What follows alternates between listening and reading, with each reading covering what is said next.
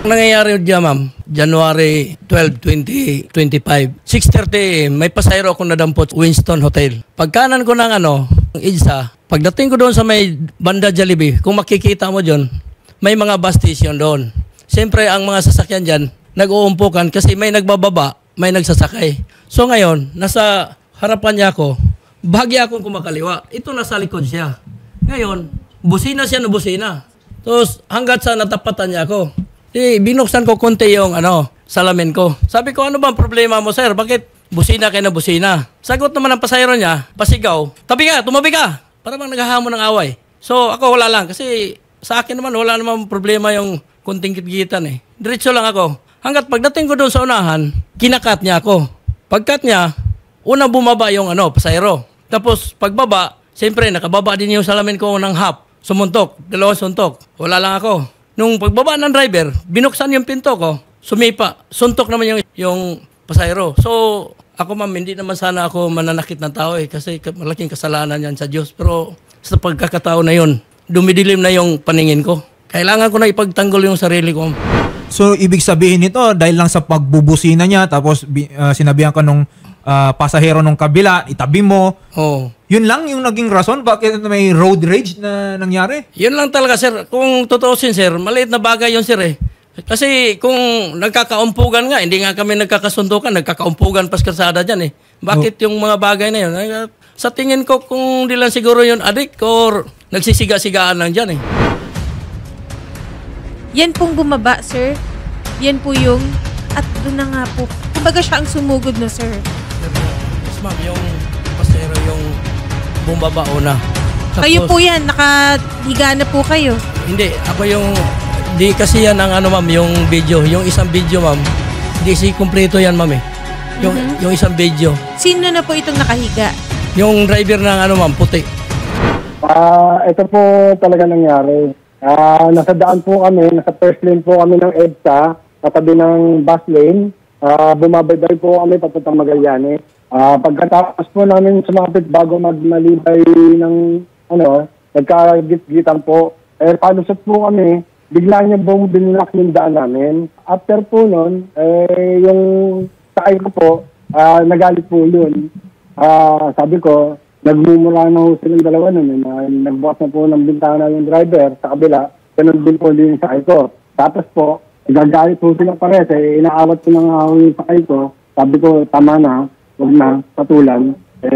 Mainit ho ang ulo ng naging sakay ko rin. Dahil meron ho silang problema, ayun ho, pang-abot na ho sila. Wait lang. So, lumalabas talaga dito, ang nagkaalitan primarily ay etong si Sir Felix at yung pasahero ninyo, Sir Rodrigo.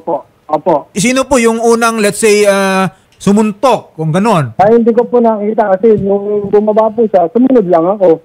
So, sa tingin mo, Sir Rodrigo, bakit uminit ang ulo ng pasahero mo? Sa init na rin ho ng ulo niya kasi may problema rin ho yatang alam ko kasi namatayan ho yung nobya niya at kailangan nilang umuwi ng Isabela. So, may pinagdaraanan, ganon? Opo. Unang-una, hindi naman sila inabala ng 1 minuto. Kasi pagkakaliwa ko, kung siguro nasa likod sila, wala namang 1 minuto yon. Ilan lang ba yung 1 minuto yung mo? Maintindihan ko, sir, kung kalahating oras kami nakatambay doon sa traffic. Yun, maagang maaga. Kaya nga natatanong ko kung bakit sila pitpit ng pitpit. Teka lang ha, kasi sabi mo 1 minuto. Ikaw ba ay parang, pag sa kalsada kasi siya rin, ikaw ba ay sumingit, ganon? Pakaliwa, sir, kasi nakahinto yung sarap. Pakaliwa lang kung ganoon. Nag-signal ka? Sa totoo lang, hindi na ako nakapag-signal. Pero nakapihit ako kaliwa. Okay. Oo. Ano po ba yung injury nyo dyan? Sir, na talagang nakat. Nakat yung limang stitches. Ano yan? Suntok? Mayroon bang baka may pamalo pa dyan? Ganon. Wala siyang pamalo. Wala ko nakita pamalo. Pero tingin ko, baka may 5 fingers nila kung tawagin. Yung knuckles, ganon? Oo, yung ganon. Kasi Sino bang may kagagawan yan? Yung driver o yung pasahero? yung pasahero, sir. Anong ginawa nung driver, no? Nung nakita niyang bumaba yung pasahero niya tapos inumpisahan ka na niyang ambahan? Ang driver, sir, kung tutusin, hindi talaga magpang-abot, sir, kung walang participation ng driver. Kasi unang-una, kung hindi niya hinarang yung sasakyan niya doon, hindi kami magpang-abot. So, may intensyon din ang driver na uupakan ako kasi hinarang niya. Nung ano po kasi sir, may iniisip po akong problema kasi namatay nga yung kalibin partner ko. Then iniisip ko po, syempre uwi po kami ng Isabela sir. Opo. Parang syempre kahit problema na naman po ako. Tapos ginigit-git po kami sa kalsada. Nauna po siya pero nasa likod po niya kami. Pero nasa tamang lane naman po yung driver sir. Okay. So git-gitan, ganun ang nangyari dyan. Opo sir, parang initan lang po ng ulo sa kalsada. Yun na nga Ngayon, nagbukas po siya ng bintana. Then nagbukas na rin po ako ng bintana sir. Then, parang may sinasabi po siya na hindi ko maintindihan sir o parang namumura ba o hindi. Pero hindi ko po naintindihan yung sinasabi niya sir. Tapos parang uminit naman po yung ulo ko sir lalo. Tapos nung kuya, abantihan mo, stop mo ako. Hindi, pero Mark, bakit kinailangan mong bumaba? Nasa gitna kayo ng EDSA. Kakausapin ko sana, hindi ba nangyari din yung suntok sir nung about doon? Kakausapin mo, kaya bumaba ka. Ba't mo kailangan kausapin pa? Di ba pag mga ganyang instances, avoid. No, iwasan mo na. Sabi mo nga, pauwi ka pa ng Isabela, di mas lalo pang nagtagal yung pagdating mo sa stasyon. Opo sir. So, obviously, ang nangyari po dito, nagkainitan ng ulo, hindi na nagpa-control tong mga pasahero, mga driver, nagpapang-abutan talaga dyan sa EDSA, road rage. Opo sir. Eto, ikaw ba, may anong injury mo, Mark Berhill? May palo po ng tubo sa ulo sir. Opo. Sinong pumalo sa'yo? Yung may kasamaan siyang dumating na tutulungan ata yung kasama ni Sir Felix. Yun, syempre sa grupo niya po yun sa taxi, kasama po niya sa taxi. Parehas po sila ng pangalan ng dinadalang taxi sir. Same operator. Parang tutulungan po ata si Sir Felix na yun, pinalo po yung ulo ko, sir. Nung pagka nagkumusyon na kami, nakita na niya duduguan. Ang intensyon niya, pinalo niya, tabay takbo siya para lang ma-break ang kumusyon. Tapos nagtago siya sa loob ng taxi. Ngayon, ito namang pasayro, kumuha din ng tubo doon sa loob ng taxi ng puti at kumuha din ng tubo, pinukpok yung salamin ng driver side. Nabasag yung salamin.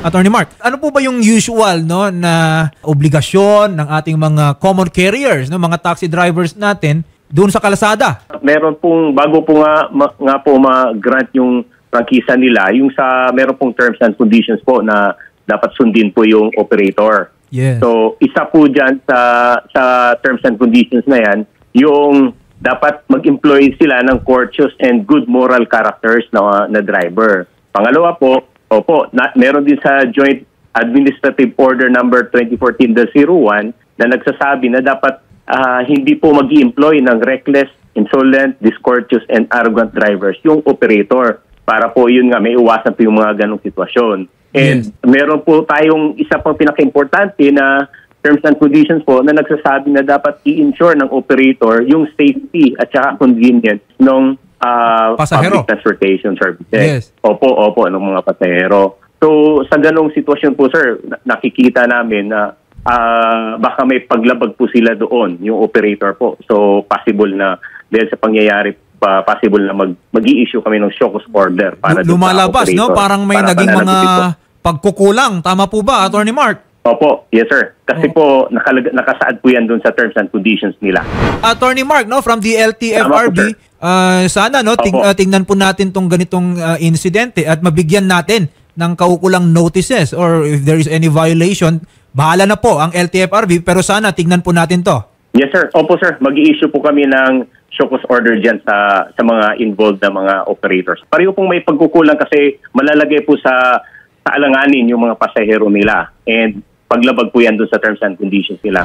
Captains, I think na umabot naman na po sa tanggapan ninyo yung nangyaring road rage. Yes, sir. Captain, umabot sa punto na ito na, may injury, may stitches ngayon, itong si Sir Felix. Siguro, Captain, i-endorse namin sa inyo itong kanilang mga reklamo. Investigahan po natin para malaman natin sino po ba talaga sa kanila yung kailangang managot dito. Yes, sir. Naghihintay po ang aking tanggapan ngayon, sir. Captain Valdez, base po sa investigasyon po ninyo, ano po ang nangyari po dito? Sa ngayon, ma'am, kasi yung CCTV footage na forward sa akin, ma'am, kaya ako po hinihingi ang magkabilang partido o sino interesado sa kanila para maimbestigahan. Tapos, magkakandak din kami ng ocular inspection investigation sa area. At the same time, itong mga dashcam nila kung talagang gumagana o hindi. Kasi napaka-vital po yung mga ebidensyang yan para magamit sa amin. Yes. Interview natin sila, no? Kung ano yung nangyari talaga dito, tingnan natin kung sino talaga yung may kasalanan. Yes, sir. Makakaasap po kayo, sir. Ganyan po ang gagawin namin, sir. Pagtagpuin nyo muna, Captain, pag-usapin ninyo itong mga parties na to. Yes, sir. Naibigay ko na po kay ma'am yung aking contact number at saka yung address po. Kailangan ko namin sila mamit at magkaroon ng initial. Pagkatapos po, doon namin kakandak po yung ocular at saka actual na investigation po sa area mismo. Okay. Yan ha, as much as possible, ang advice po namin sa lahat, no? Kung sa tingin po ninyo ay merong nakikipag-gitgitan, may nagagalit po sa inyo sa kalsada, wag na po nating patulan. Sige po, Sir Felix. Schedule po natin yung pagpunta po natin sa LTFRB para po makuhanan po natin yung sa investigation po na gagawin po nila. Gayon din po sa Pasay PNP para po sa investigation po nila. Sige ma'am, salamat. Salamat, sir. Magandang hapon po.